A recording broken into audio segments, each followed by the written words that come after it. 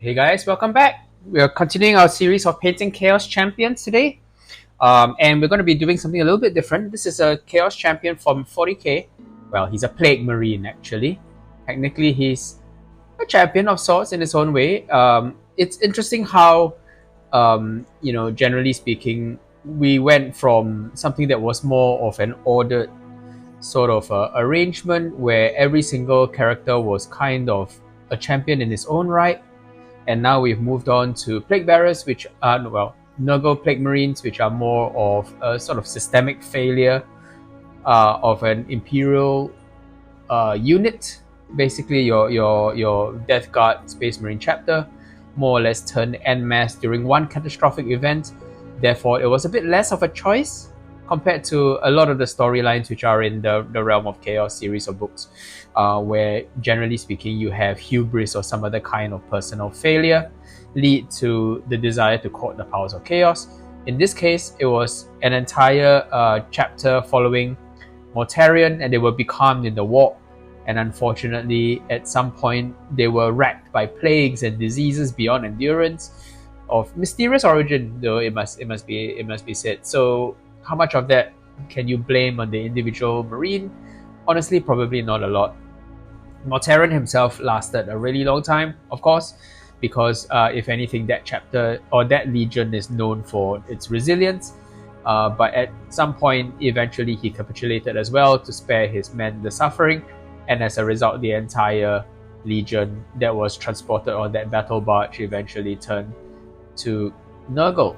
And this is one of those ways in which Nurgle has, like, typically more unique stories, because unlike the other Chaos Gods, I think the other Chaos Gods have like an allure to them that is self-evident, right? Like Slanesh is all about material pride, overweening self-confidence and a kind of arrogance to them. And Khorne has a martial power that's really easy to appreciate. But Nurgle's a little bit hard to understand on the surface. Usually, people call out to him in times of extreme need or suffering, and he brings relief. And this is exactly what happened to the Death Guard. Unfortunately, they were wrecked by their bizarre space plague while they were becalmed in the war. And eventually, Mortarion makes a decision to supplicate himself to Nurgle after, what must have been a superhuman time of abuse and suffering. So that happened. And because of this, we've got this wonderful miniature to paint today. So this is a Jez Goodwin model. I feel like a lot of the miniatures that I have a particularly strong attachment to, many of them turn out to be done by Jez Goodwin, as would surprise nobody. The man is still employed by Games Workshop today. As far as I know, he's the last of the old guard, and he's still there in the employ directly of the Games Workshop studio. And I'm happy to have him there because, to be perfectly honest, he's got a certain style and aesthetic which has put Games Workshop, on my eyes, on a different level to almost every other miniature designer out there, every other miniature maker out there. And this model, you can sort of see how it became so iconic because it reads really well. It's got really good detail. It's clear, and it has a very strong theme to it. Unlike a lot of the models of this time, who are typically waving their arms and standing with their weapons like threateningly, stuck out at their opponent, this guy is just at rest. He's very, very calm, very, very still, and there is an unnerving sort of lack of motion to the way he's standing. It's almost as if he's waiting for you with the inevitability of death, and that really underlines that whole Nurgle kind of theme really, really well. Nurgle doesn't want, things to change quickly or at all. Nurgle is all about stasis and about keeping things, where they are and sort of enjoying the process, as it were. I think the goofiness of Nurgle has kind of been a bigger and bigger element in recent retellings and recent versions of these sculpts. I think originally Nurgle was meant to be a kind of menacing, distant figure that kind of whispered in your ear, basically luring you in with the idea that it could end your suffering. So Nurgle was never... Yes, Nurgle had a strange sort of like fixation on the strangeness of its own method of tempting mortals over. There was a kind of glee that Nurgle took in, trying to convert stoic champions of other races or humans. But I think it gets quite silly a little later on because Nurgle eventually becomes a bit of a laughing stock kind of villain with, capering and gibbering. Things that I will associate a lot more with Tzeentch, because the perversity of Tzeentch is that, they're uncaring when it comes to the changes and the sort of mutations that it visits onto people. So that whole idea of them being, just always in flux and mutating, as opposed to something that's visibly static and stuck and locked down, and therefore kind of despair and despairing and kind of locked into a particular mode. That always felt to me more like a Nurgle thing. So in terms of portrayal, I feel like Nurgle and Tzeentch have kind of come a little bit closer to each other. This may seem like a strange thing to say because, color scheme wise, they've never been more different. Nurgle, of course, tends to be more of colors of rot and decay and various like greens and browns and so on, whereas Tzeentch tends to be bright and colorful. But I think they started to steal a little bit of the design language from each other. There's a lot more mutation visible on Nurgle now, which wasn't always the case. And that kind of gleeful weirdness, I suppose, is something that was never really very Nurgle to me, but it is kind of what the flavor of the month is now, I suppose. And it's not a bad way to do it, it's just not the stuff I grew up with. Nurgle was always interesting because out of all the demons which had a perverse pleasure, kind of cackling glee to it, it was always the Nurglings that did it. And it was occasionally, well, of course, the Great Unclean One, right? Because he's a mini personification of Nurgle himself, grandfather Nurgle, so he took on an aspect of that fatherliness. But everybody else was always deadly serious. In particular, the Plague Bearers were not amused, because the Plague Bearers were essentially Nurgle's accountants. So they would be going around keeping tally. That's why they were called the Tallymen, right? The Nurgle Tallymen. And they didn't express a lot of humor. Neither did, in my opinion, the Death Guard and Nurgle models in general. They had a tendency to be a lot more stoic and static in order to sort of convey that bit of difference in perspective between becoming a full-blown demon and being a mortal survivor of Nurgle's many visitations. So that, in its own way, I guess, became a little bit different. But, to be fair, it's not a bad change. I don't mind it. I just prefer how things used to be, of course, when I was growing up. As you do, we all have our own biases. And Nurgle for me, Plague Bearers at least, or rather Plague Marines, were always the stoic, serious, slightly dour and taciturn kind of personality. A bit closer to the Death Guard of Mortarion's time. Granted, Mortarion never died, but when Mortarion was still a loyalist Space Marine Primarch, I think his dour seriousness really conveyed that kind of continuity between them and Plague Bearers. Incidentally, Plague Bearers are interesting because you might wonder why, as demons, why Plague Bearers have this dour, serious tone. And it turns out that, Plague Bearers are human, or they were once human. They were those who have succumbed. They were mortals who had succumbed to Nurgle's rot. Therefore, you can't really blame them for being caught up with the whole idea of being alive at one point, and therefore being extremely serious. I kind of feel like that's a key difference that might have been lost. But there you go. So in a similar vein, the Death Guard are nice and serious because, well, they are ex-humans, and it turns out being previously a human character in this setting makes you a very dour and serious personality, which is why Epidemius is interesting, right? Because was it Epidemius? No, sorry. Who's the character? Typhus. Typhus is a Nurgle Plague Marine character who's essentially given himself over entirely to the idea of spreading Nurgle's plagues. which is something that I'm not convinced most of his Plague Marines have done. So it makes sense that that Typhus is particularly strident in his desire to spread disease, because he, as the host of the Destroyer Hive, he was always a character who was a lot more invested in the overall success of Nurgle, whereas the rest of the Plague Marines kind of appear to be, they're there for the ride, but they're not so, effusive in their praise of Nurgle, and not so over the top in the way they embody Nurgle's characteristics. I like the idea that the Plague Marines deep down still have a little bit of their original nature, and the truth of it is, if you're going to be suffering for a long period of time, the way the Death Guard were, it does sap your personality of a little bit. You tend to be a little bit more moribund, a little bit more taciturn, a bit more stoic.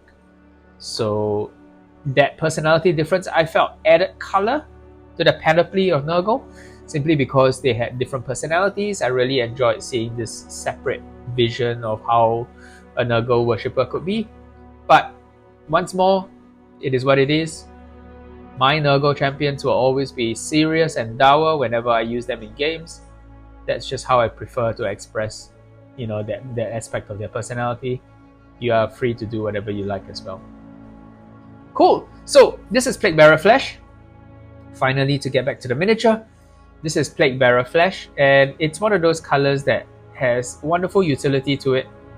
It's kind of got the color of rotting cabbage, for which I have unfortunately a little bit too much awareness of, but there you go.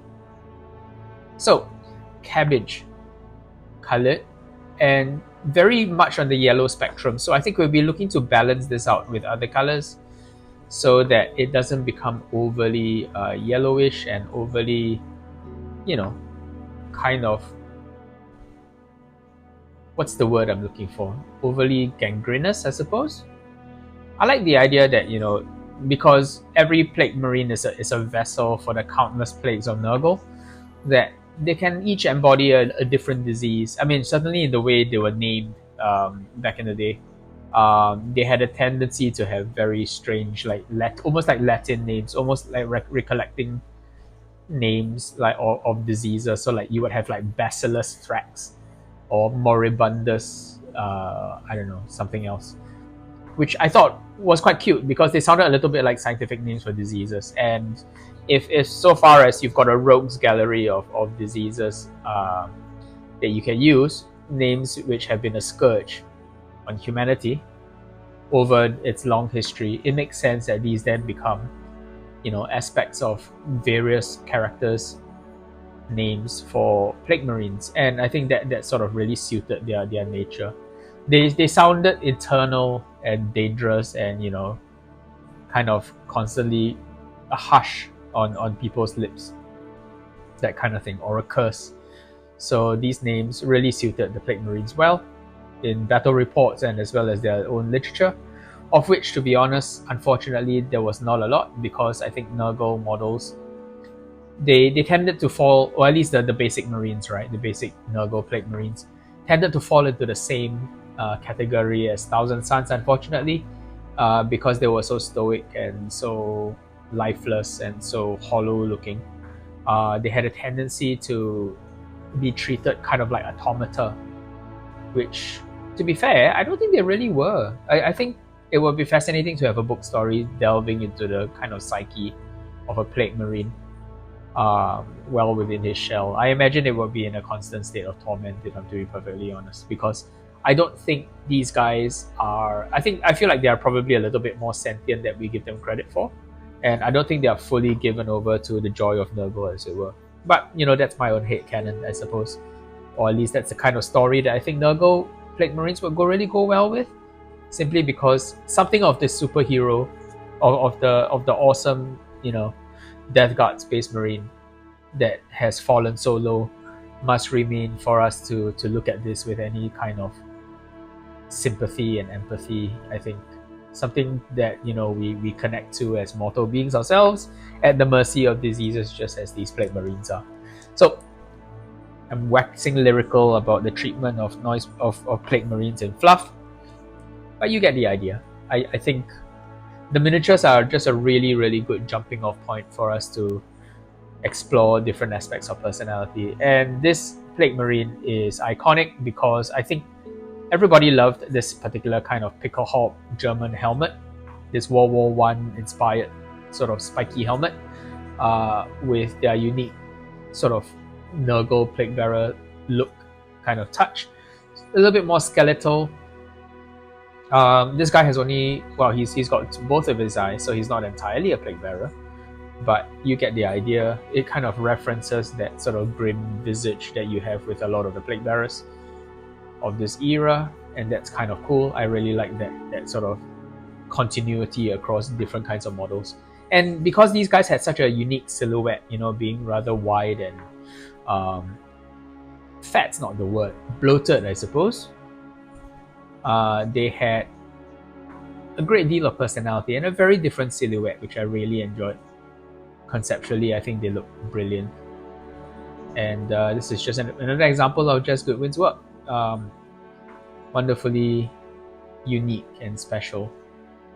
So we are doing green, of course, because that's just traditional with Plague Marines. But I think what we want to do is to try to add a little bit of variation and interest into his armor color. So while I go ahead and I build up heavier levels of Plague Bearer flesh to kind of give a bit of gradation to his look, I am actively scheming about what colors to use next. So more than likely, I think a bit of red and a little bit of, I mean, just as we did on Nurgle Champion for Chaos Sorcerer before, I think the trick with green is to try to work in other colors into the recesses to make it a little bit more interesting. So I will be trying to add a little bit more of the red brown that I used, in my opinion, so successfully the last time round, which I trust you enjoyed. I hope it was interesting and eye-opening. Just the effect that you can achieve by adding other colors to green to add interest, and then maybe some leaky bits where we try to drop in a little bit of a more blue-green, maybe Ildari Emerald, maybe Croxigor Scale, something like that, to give it a little bit more visual interest. So these guys can be leaking rheum, RHEUM, from their various extremities, just to bring across the idea that they're completely saturated with disease and they have become vessels for corruption, which is a terrible way to go, of course. And you know, must be like hell on earth for a space marine, a stoic space marine who is, you know, very given to the emperor and so on. But yeah, that's kind of the unique curse that Nurgle gives. So as I go along, I realize that there's more and more of this model that I realize should just be green. I could, you know, add other colors and so on, but I kind of feel like the green's looking well good. So let me just jump in and make sure that all of the green areas, well, are green. Yeah, I've noticed that, you know, as far as backpacks go, there are many different versions that get used throughout the life cycle of the kits, and they always seem to be in various artwork portrayed with different kinds of shoulder pads. I keep saying shoulder pads. Sorry, backpacks. And I feel like Games Workshop probably did ship them with different backpacks and power plants at various points, as you know, stock goes up and down, and sometimes the designs get updated. And nowhere is this clearer than in the backpacks, because I've seen no less than 3 different marks that get used. I am personally more used to the more recent ones because I do have a Noise Marine army for 40k, which I use extensively during 3rd edition and 4th edition. But yeah, never painted a Plague Marine properly, actually, so this is quite novel for me. Yeah, so this I believe is an older backpack. This is the ones that get used with the Chaos Renegade models, so it's a little bit old school. It's got that very generic Chaos star over there, which I think as time goes by, the miniatures get more and more elaborate with their backpacks. So like the Zinch ones, for example, start to have dragon heads and all sorts of things going on with them. Whereas for this period, I think they were still a little bit more generic. So what I've done is I've taken a bit of Vallejo Silver Grey, mixed it in with Plague Bearer Flesh, and I just want to restore some of the curvature to some of the areas that have become, I guess, a bit blotchy as a result of using Plague Bearer Flesh. So of course, you know, Nurgle models are meant to be blotchy, but I think you kind of do the model a bit of a disservice if you allow certain areas to become blotchy, because the curve on these shoulder pads is so large and so pronounced that even if it was superficially a little bit blotchy on the surface, even if it was marred and stained and not like a perfectly smooth dome, it should still read, the light should still bounce off it and still have it read mostly as a clean dome, because relative to the size of the shoulder pad and the curvature, any little imperfections on the surface should not have so much of an effect on the final look of the finish, so to speak. So, to sort of ensure that, you know, it looks appropriately large, I think you still have to kind of make sure that it's slightly clean, because that gives a little bit more of a visual frame of reference for our brains to understand the surface. And yeah, so I am going to come back in and clean these up a little bit.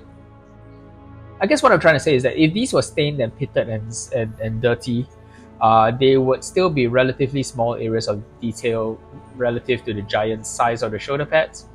I don't believe that texture, as opposed to form, to volume, should really scale as much on the miniature. Texture should be always small and fine and add sort of visual interest to the surface, whereas the forms, you still need to paint as if, you know, they are volumetric surfaces. So it makes sense to still paint these as if these were nice and smooth, and then after that, if you really want, come back in and add the grungy texture and detail. It's a matter of perspective and keeping the detail at the right size to pass for realistic. Rent over. So we're going to be coming in just on the major plates to level this off, and as is my usual style, I am going to be overdoing the highlights, as you can tell. These are very, very, very intense, because I intend to come back over the top with more of a wash again of the same Plague Bearer Flesh to kind of blend everything together, but that's one step down the road. So bear with me as I put these highlights on more or less heavily and roughly. I promise you, if you stick to the end, it will start to look more correct. Yeah. So, okay, I think that looks decent. I'm going to come back in with the Plague Bearer Flesh now again, and as you can see, as you apply it over the surface once more, it's a lot easier to get a smooth blend this time, and it kind of cuts back a little bit on the intense highlight. And as you go, you're kind of editing the highlight to make sure that it stays where it only needs to be, while ensuring a nice sort of intermediate blend in between it. The problem is that if you don't do this step to sort of like unify the highlight with the rest of the pad, I think it tends to come across as a little bit patchy and a little bit disjointed, because it's very hard, or at least it's a little bit harder, not very hard, a little bit harder to kind of eyeball the different gradations that you need to blend to, you know, sort of like a good level.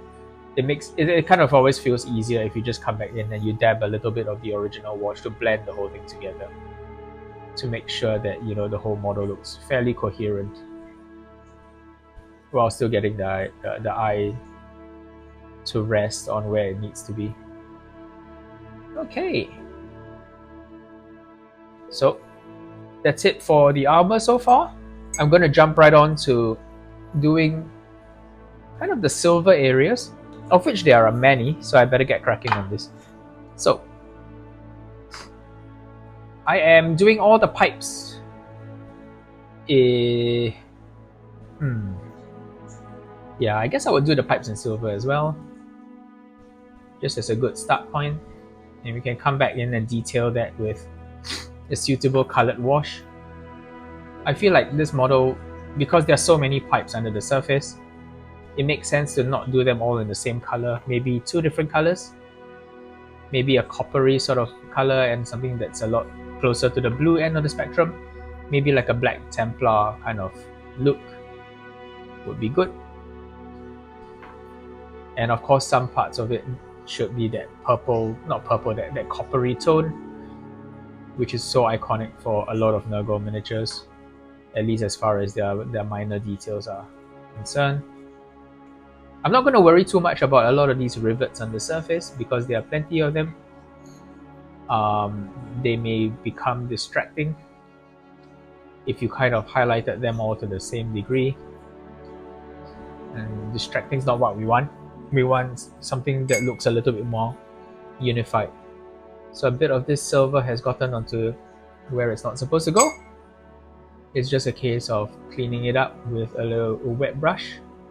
So you can hear me clanking away as I dip into the water jug, water flask, cup, mug, all of those things, whatever it is that you're using. Okay, back to the silver. Let's do the magazine, the traditional sort of reflective parts of a model, I suppose. Magazines. And in real life, magazines aren't bright silver, right? So you know we're going to be toning this down quite a bit later on.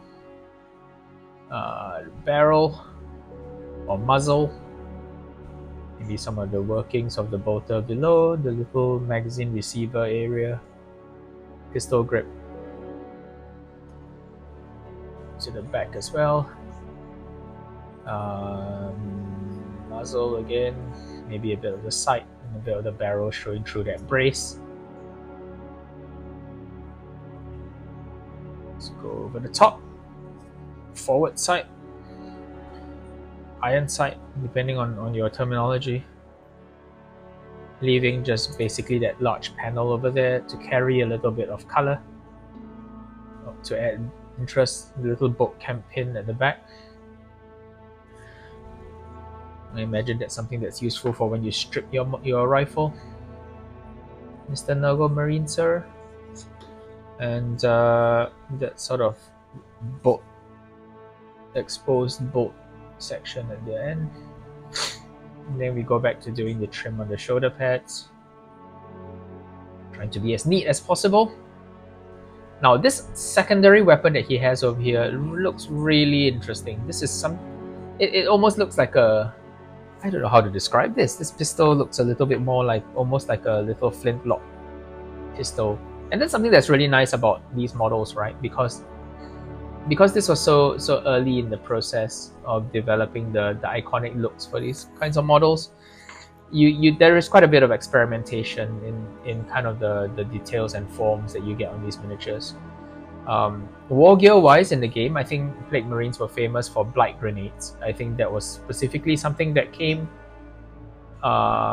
with the second edition, or was it third edition, Codex, where they talked about, you know, how Plague Marines tended to use the filled up heads of their enemies, turn them into grenades, a bit like head shrinkers, you know, like sort of sealed enemy heads, death's heads, that they would then use as grenades because they were filled with poxes and disease and all sorts of terrible things.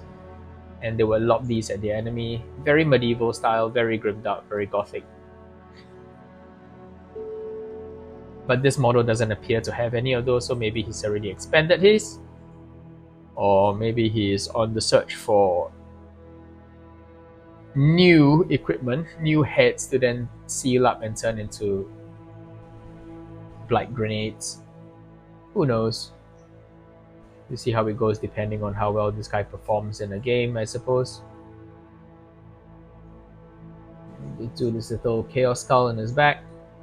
Skull? Chaos Star on his back. It's a little 8-pointed star. Do that in silver. So when you look at it that way, this model is essentially just two colors, right? Like he's mostly just his green armor, and then after that, whatever you choose to pick up the piping on his body. And I think that kind of worked really well, color scheme wise. Keep it simple for Nurgle Marines, focus on the plague. The plague being the primary source of visual interest on the miniature. And the bloatedness was just really, really unique. Give them a really nice silhouette. Kind of cute, if I have to say, if I have to be honest, in a good way. Because at a point where, you know, increasingly the tabletop was becoming saturated with many different kinds of silhouettes, I think the Nurgle models tended to give you a very unique look on the table, and that was really appealing for many people, myself included. But I never quite got into collecting Nurgle. For some reason, I went into Slaanesh because I think the colors were really appealing, and conceptually, the idea of fighting with noise weapons was always really cool. I personally was a fan of the Dune series, so in particular, like Dune 2 and Dune 2000, the RTS strategy computer games were a thing when I was growing up, and I really liked the idea of sonic weapons. So in the end, I had to plump for Slaanesh, and more on that later, because I think we will get the chance to paint some Slaaneshi champions, which should be good fun. Really like painting those. They've got a lot of personality and a lot of quirks to them, which all provide some kind of a visual clue towards what their specific brand of fall was kind of like, which was really nice. Just the idea that, you know, physically the models manifested something of what led to their downfall as just a design element. Really fun to speculate about.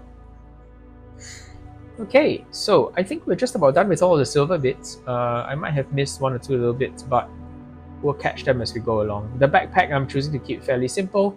Again, I would rather not worry too much about the individual rivets, because I think rivets being silver or being picked out in silver is a very strange, unrealistic concept, right? Because if there are rivets on the surface of an object, usually it's done because you had a composite that was bonded together, like a composite piece made out of smaller parts that was bonded together.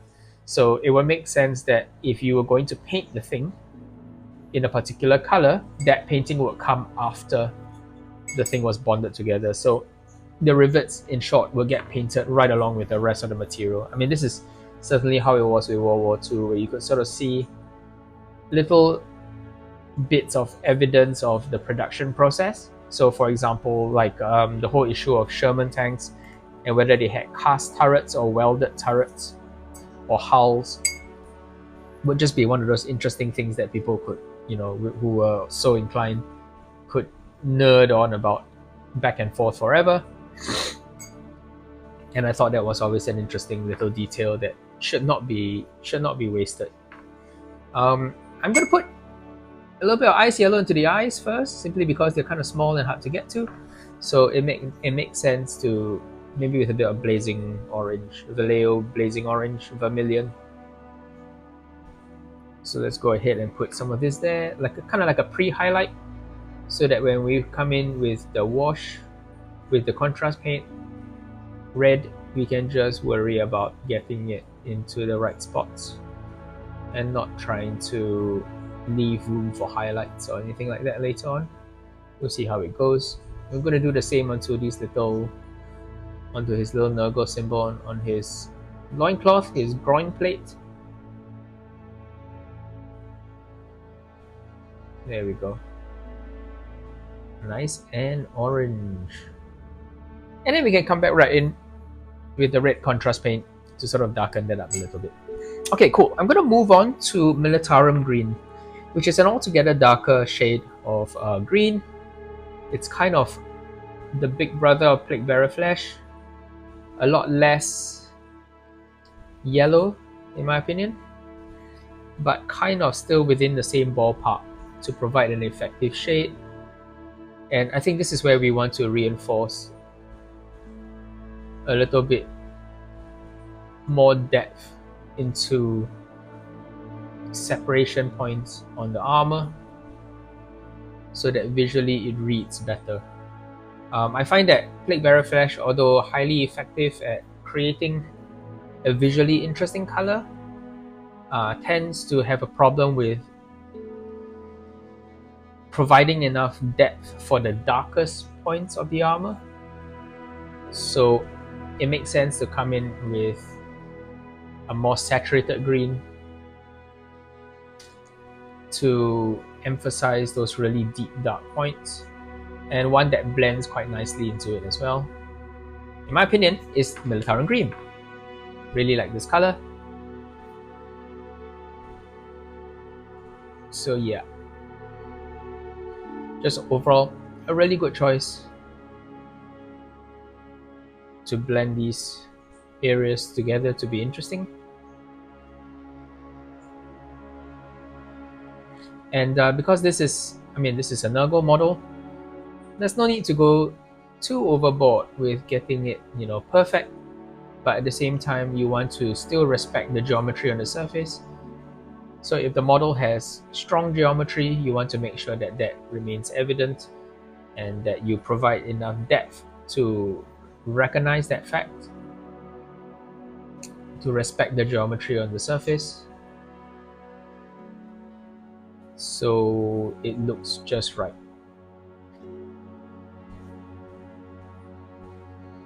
I'm gonna put this down on the soles of his shoes, of his boots, just so that it's got a green kind of look, but a slightly different shade of green. And I really like this like split toe effect, this hoof-like appearance. As you well know by this point, I'm sure, if you've been watching enough of these little videos, and if you've gotten this far in this video, frankly, I assume you're a fan. Thank you very much. As you can tell, I am a huge fan of models that of chaos models that kind of edge over into the realm of inhumanity. I like when they're a little bit weird and strange to look at. Hey guys, apologies for that little disruption. I had a visitor at the door, I had to go answer it, as you do. So yeah, moving along. So what I'm doing is I'm dropping a little bit of Militarum Green into the recesses to kind of deepen some of the shadows and to add a little bit more structure to the face and the helmet. So this really makes the most sense where you have a particularly deep line that you want to emphasize strongly. I just realized I missed out a little bit at the back here. So I'm going to drop in some color just at the back. This is the original Plague Flesh. Yeah, it's perfectly okay to miss these things so long as you catch them as you go along. So yeah, wherever you've got these seams, and it makes sense to darken them appropriately, just to make it a little bit more ominous looking, and to reinforce, like I mentioned many times before, the geometry of the figure. That's something that you should be looking to emphasize with a little bit more Militarum Green. And what I really like about this face is when you get the color into exactly where it needs to go, it can be extremely satisfying and really gratifying to do, because the model by degrees becomes visually a lot more clear after you are done, and that's really fun to see. I think the brush that I'm using may need a replacement because it's starting to get a little bit manky. Let's see, let's go on for a little while more. I might change it in a bit if it doesn't improve any further. But yeah, on the subject of brushes, I personally like brushes that I can replace fairly cheaply and easily. This has nothing to do with the fact that a lot of natural hair brushes are actually made out of animal fur at this point.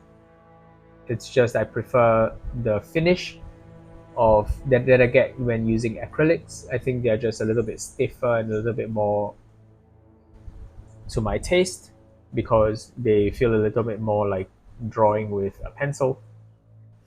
So that stiffness from the brush I do appreciate. But yeah, so whenever these brushes are on the plus side, whenever these brushes get a little bit manky, I just don't worry too much and I just go right ahead and replace them. I don't throw out the old brushes. I use them to the end of their natural lifespan by using them to apply things like glue, or use them as dry brushing depending on what their size makes them appropriate to use as. The larger ones inevitably get used for terrain painting, for example, that kind of thing. But for the finer brushes, I tend to use them, sometimes even as sculpting tools, because there are a lot of things that you can do with the handles that kind of gives them a little bit more life. You don't need to necessarily throw them away, not unless you've got really nothing to use them for, in which case, yeah. Cool. So we are moving on and applying a little bit more spot shading to where it's needed. This step can feel like it stretches on into eternity because what you're trying to do is to emphasize all the little cracks and crevices, of which there are many. But I think there is a point where the model starts to look a little bit more contoured and a little bit sharper, and that's basically when you can call it and move on to the next step. I really like the way his face is shaping up, even though he's got no eyes on like visibly apparent. He kind of has a personality that comes from his mask and his pose that makes this such a masterpiece of a model. Yeah, so just making sure that these little nicks and cracks on his armor have a little bit more shape and purpose to them. And then I think very soon we're able to go on to shading, for which I'm using old school Devlin mud. I guess these days they will be called Aggaros Earthshade.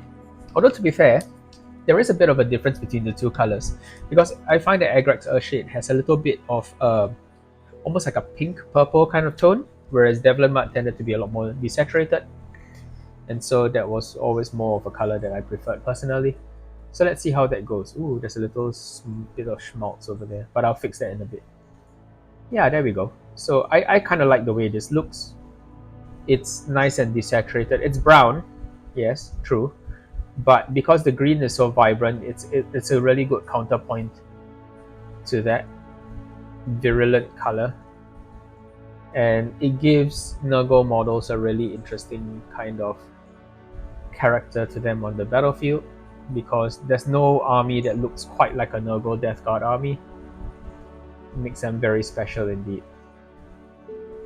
Yeah, there we go. So let me just fix up that little bit before it drives me completely mad.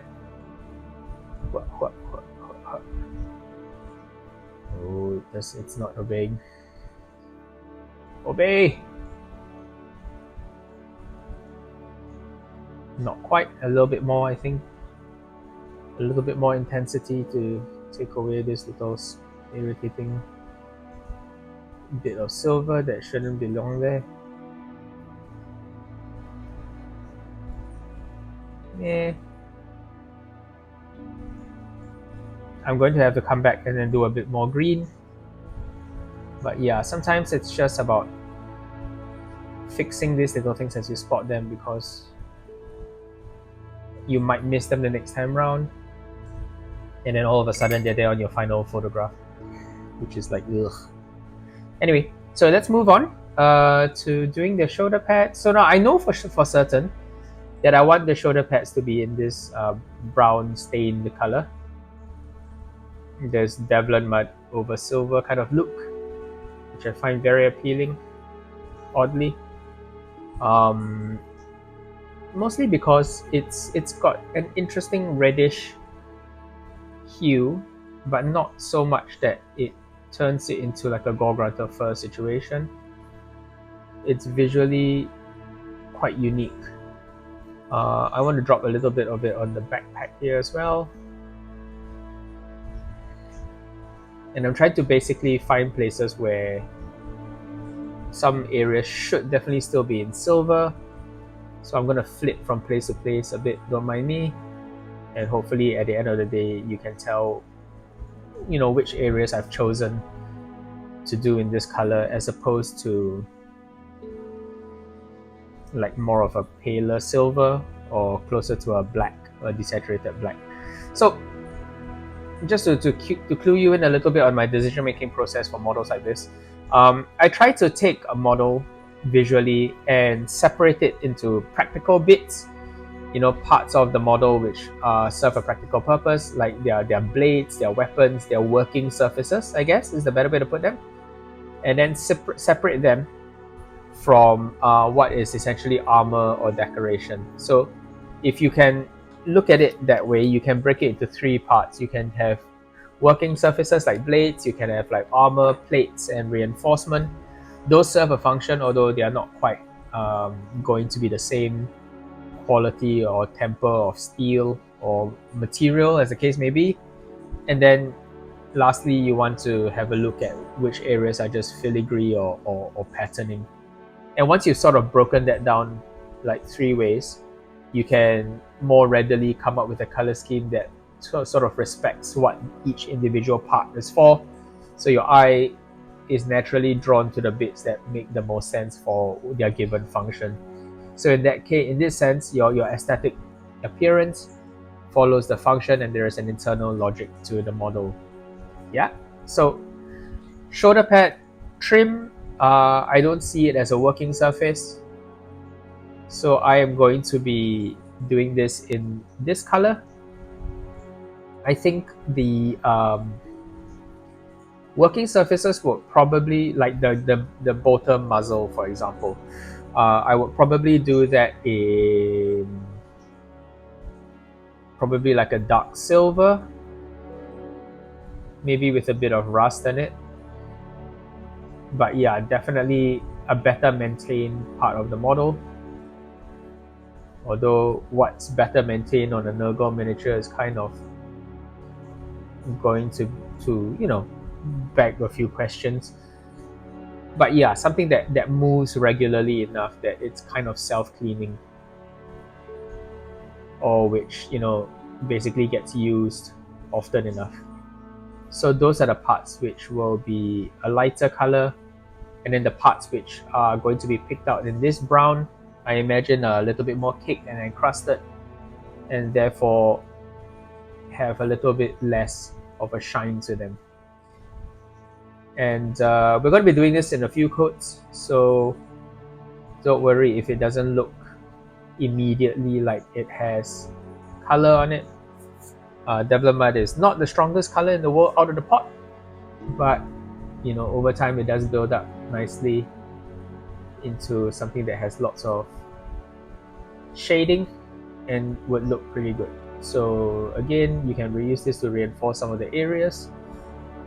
I'm being a bit arbitrary in the way I apply this because I like the idea that the model has a bit of variation in terms of appearance.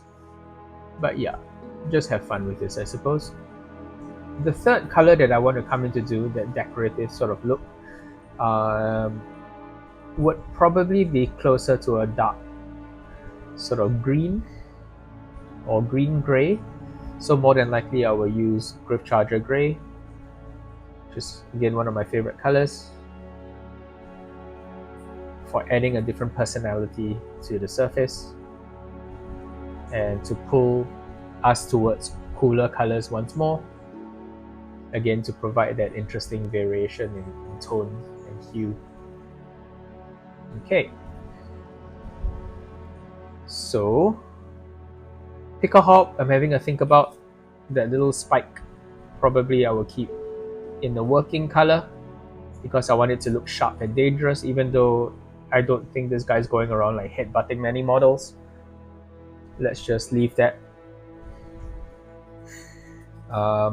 This kind of hydraulic section on the top of this backpack, I think should also be this color because I don't think this does a lot of real work.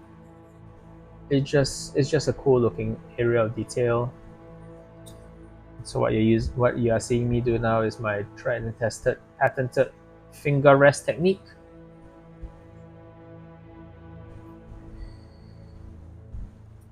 Okay, and then a lot of these bolts and rivets as well on the backpack would probably look good in this color. Make them kind of look worn and aged and part of the overall piece, as opposed to a frequently replaced moving part. Maybe that's a better way to describe it. Yeah, I think working surfaces are things that, you know, get wiped off regularly or get replaced regularly. So things like barrels make a lot of sense, because if you've ever fired a rifle, you know that the barrel of certain automatic weapons eventually get kind of red or white hot and need to be replaced over time, because of, you know, the heat and just the concussive force of firing rounds through them. Often they start to get a little bit bendy. They're no longer quite as straight as they should be, and if you don't replace them regularly, they become quite dangerous to the user actually, because they might cause a chamber explosion or a barrel explosion, both of which would be pretty catastrophic for the user. Yeah, so gotta bear that in mind. But in that sense, I would classify that as a working surface, and therefore it would make sense to, you know, do that in a color that befits the fact that it's more regularly replaced. So why have I chosen to do the Picklehawk spike in this? I have no idea. I guess I just wanted your eye to be drawn there. So doing it in a sort of different tone from the rest of the model kind of makes that work. I am blending in his shoulder pad, which previously had, you know, a bit of a wayward stain of silver on it. And this is basically where, if we wanted to and we're having trouble blending in, you might try a sort of stippling effect to try to get a little bit more visual interest onto it, while still respecting the curvature of the model. Because if you want to be really uncharitable about it, painting miniatures is essentially coloring, right? It's essentially coloring. So you always have to color within the lines, or to respect what's on the surface.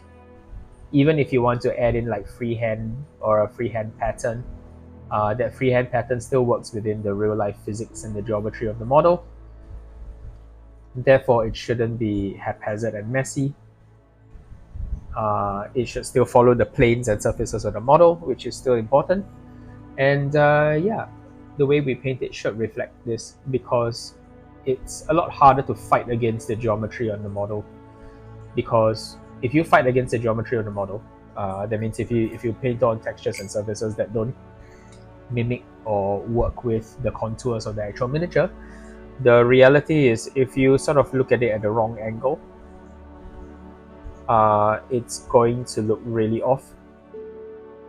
In other words, if you paint that way, you know, just freehand the surface to emphasize areas that don't make sense with the contours of the miniature, then you're going to end up with something that looks only correct from one direction, the direction that you kind of painted it from.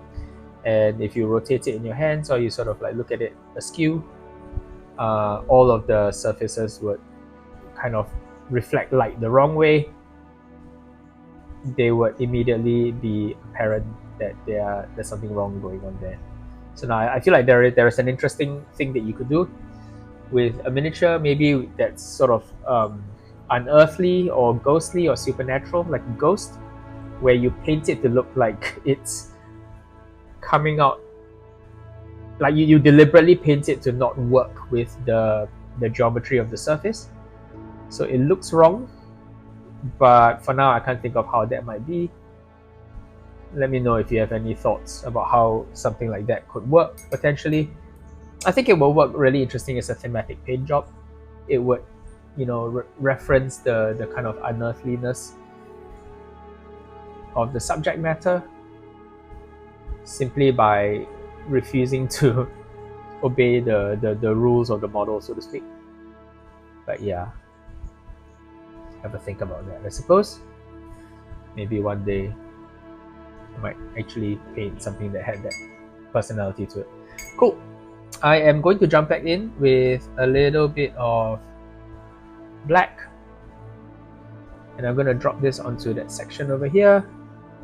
because I think once you've got a model with many colors on it, a little bit of a darker tone area, especially if it's a large flat space like this, helps to ground it off in a way that doesn't become too eye-catching. So this is just Black Templar. It's just set on my palette a little bit long, so it's a little bit darker, but that's fine. And I'll be looking to highlight this in a sort of neutral gray a little bit later on. And I'm having a think about his pistol holster. I think I might come in with the red now to detail his Nurgle symbol.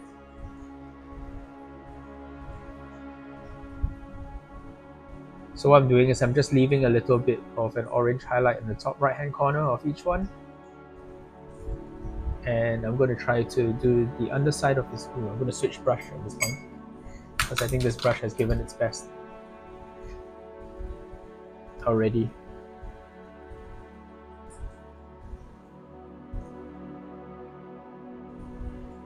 So bottom left hand corner, or bottom right hand corner, depending on what you've chosen.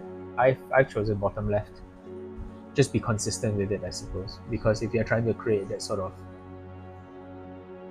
off-center kind of gemstone look, you want to make sure that you keep it consistent on all areas that will be reflecting light the same way, because that shows that you are getting the light consistent.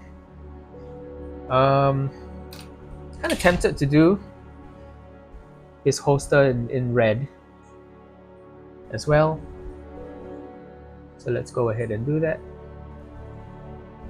It's a fairly large area and it's fairly eye-catching, so it makes sense to me to do it in a fairly visually interesting way, rather than just doing it in another shade of brown, of which there are many already. Plus, green and red is a classic combination, right? Whatever you do red on a green model is surely going to catch the eye, because it's so bright and so contrasting. Old school people would say that it's the opposite on the color wheel, and yep, for sure it is. Although that's a slightly outdated way of looking at colors, but still kind of makes sense as a quick go-to. Okay, we're gonna jump right in and do a little bit of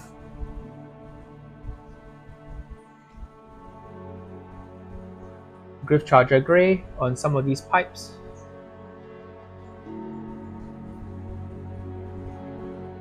Tubes, whatever you want to refer to these things as. So this gives us a bit of variation in terms of color. We've got the ones earlier that were done in Devlan mud, and then now we've got these ones that have a more greenish, bluish gray kind of tone, and that keeps them visually interesting, which is good for us. Not a lot of areas to cover in this, to be honest. Just these pipey bits.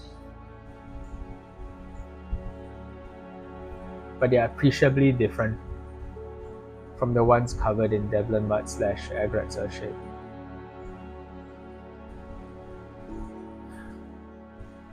And I would dare say that looks pretty good.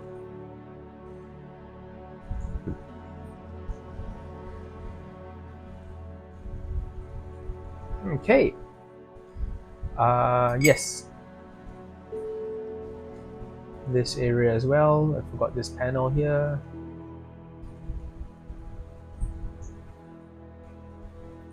And stud down here, as well as the decorative metal part on his holster.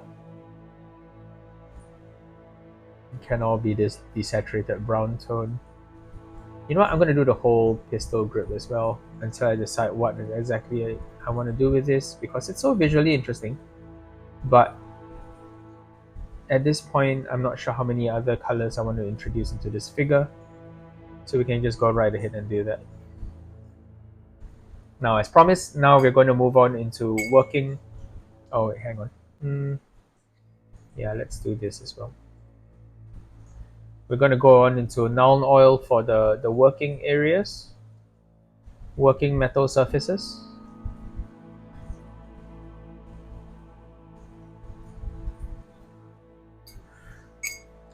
And there's not a lot left to do, to be honest. It's mostly the pickle hub itself, and parts of his bolter, mostly.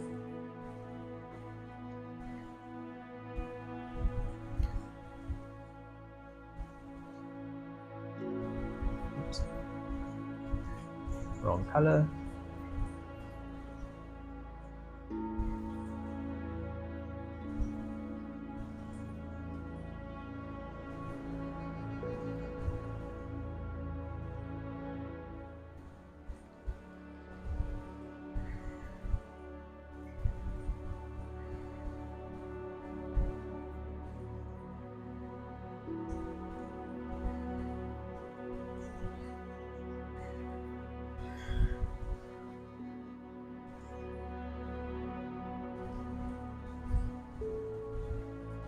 So over his bolter, over his magazine,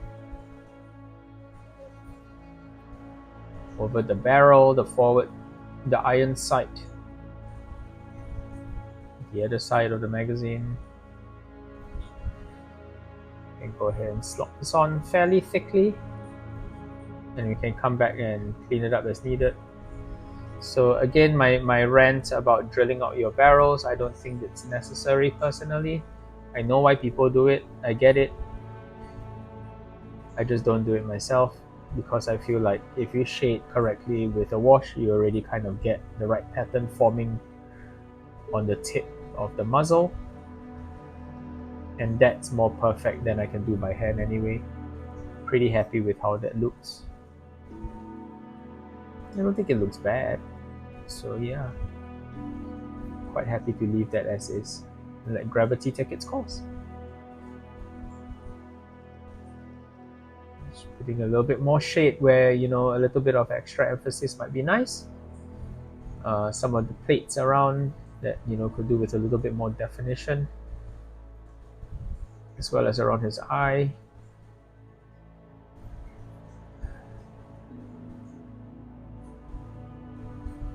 So long as you're kind of careful with the way you apply this color, you can get away with murder with it. So new noun oil, as I've mentioned many times before, I would call that just a functional mix of new noun oil and a little bit of what's that color? Black Legion. It's just that they're selling you a slightly more diluted form of noun oil. Old noun oil had a little bit more pigment in it. New noun oil seems to be more cut down, which is still useful for different functions. It's just I kind of like the color balance of old noun oil.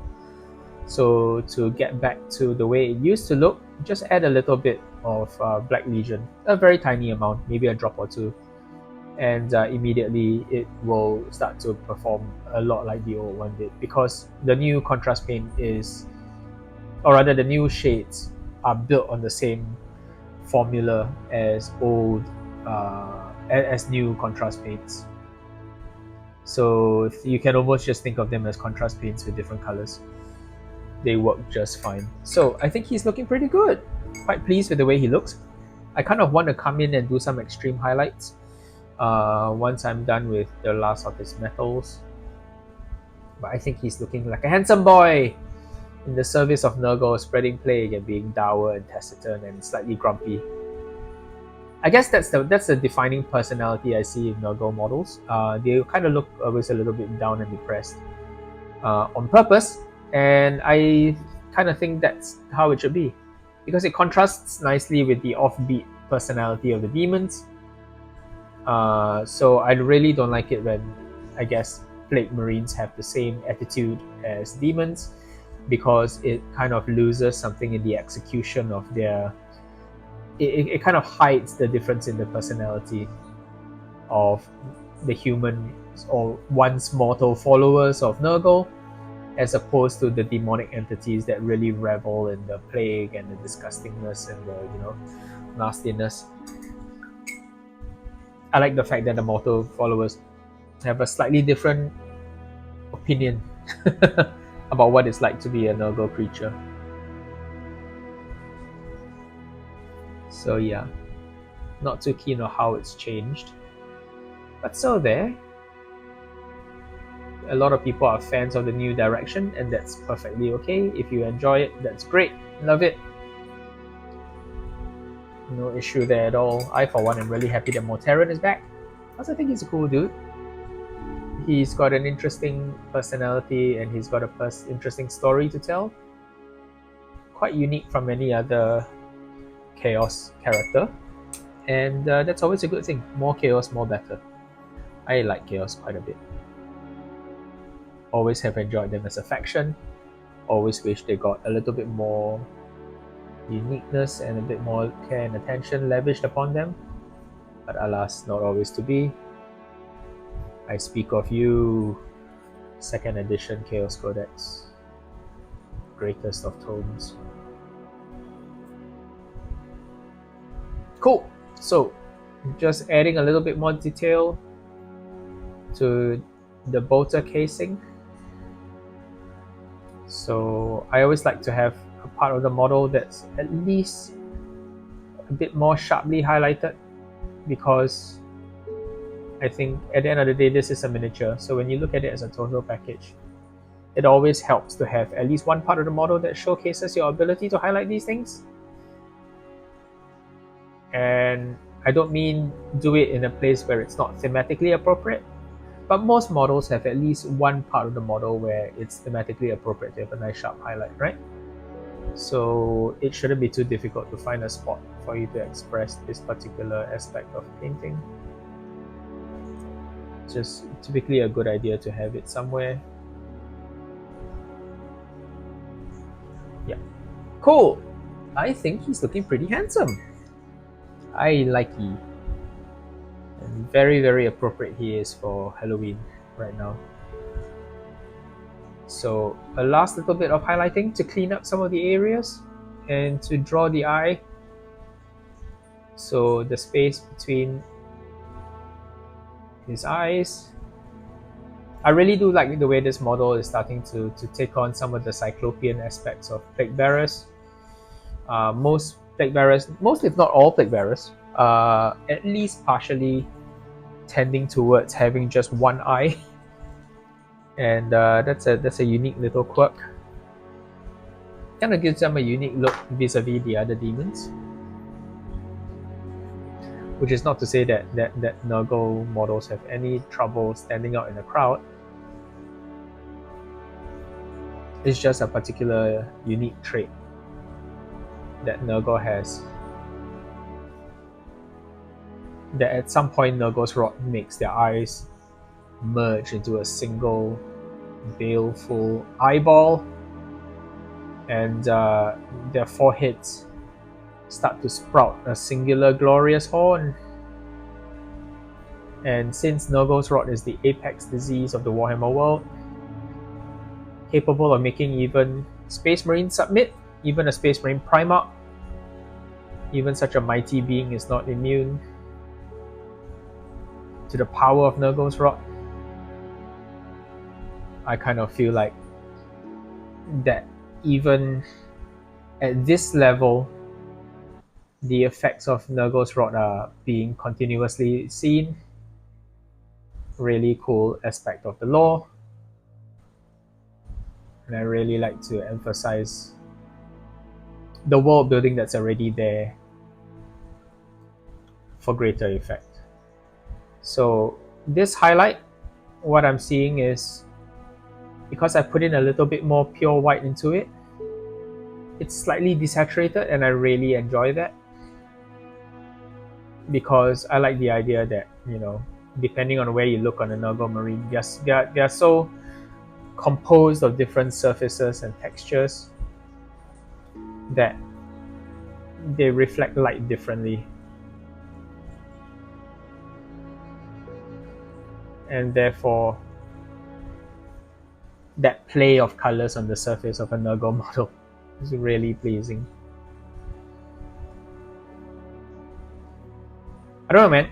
More than almost any other miniature, I feel like I can get lost in the painting of a Nurgle model simply because there are all sorts of fun little details that you could go into.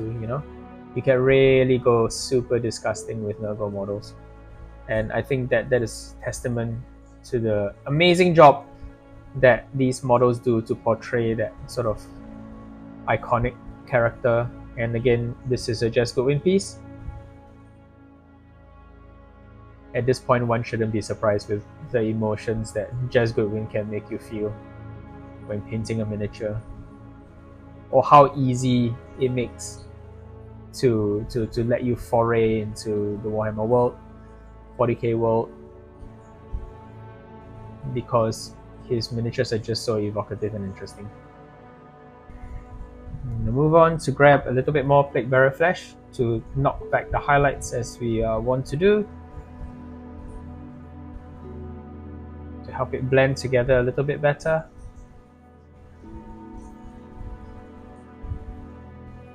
And to make the color scheme look a lot more unified over most of the surfaces.